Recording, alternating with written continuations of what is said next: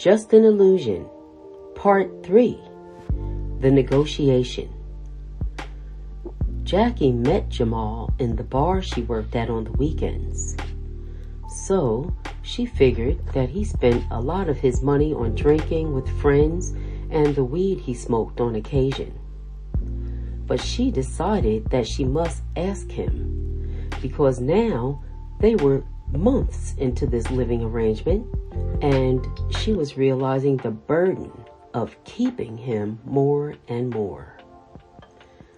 The night that she decided to confront him, he actually came home right after work at around 7 p.m. She fixed him something to eat because she had not yet put what she cooked away.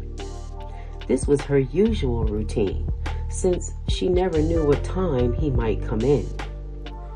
She normally fixed him a plate, wrapped it, and sat it on the stove so that if he came in after she was in bed, he only had to toss it into the microwave. Jamal ate and then grabbed a beer and plopped down onto the couch in their living room in front of the TV. Jackie sat down next to him on the couch and kissed him on the cheek. He slid down so that he could lean his head back and moved into a more relaxed position by putting his feet up on the coffee table. She leaned down and rested her head on his shoulder and managed to get comfortable on him. She then mustered up the courage to tell him that she needed help with the bills and that since he was living there, she wanted him to contribute. She told him that they could open a bank account just for the bills in both of their names. He sat up so abruptly that her head fell down behind his back onto the couch.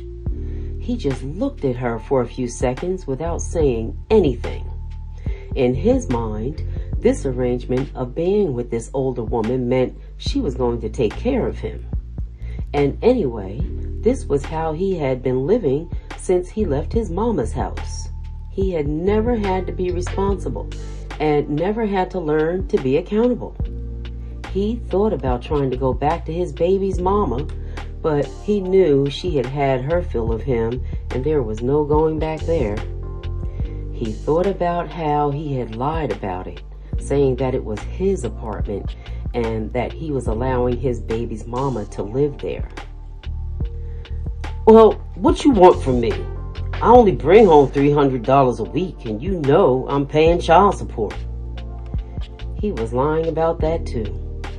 He was really bringing home $400 per week and he wasn't paying any child support. The baby's mama hadn't even bothered to file for it. Jamal always claimed to his friends and anyone who asked or was in earshot when the subject came up that he was paying child support as if it was some kind of badge of honor or obligation deserving of praise. $300? But what are you doing with it? You don't have a car. Are you saving some money? "Yeah," he said, lying. He claimed he bought it to his mother to put in the bank for him. In reality, he had never had a bank account. He was always buying clothes, liquor, and weed, and sometimes gambled on the pool table at the bar he hangs out at. He never had any money left over from his pay.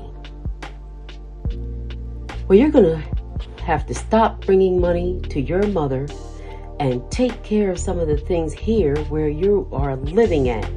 It's only fair." Jackie thought about telling him to go back and live in his own apartment with his baby's mama, and it seemed like he read that thought on her face.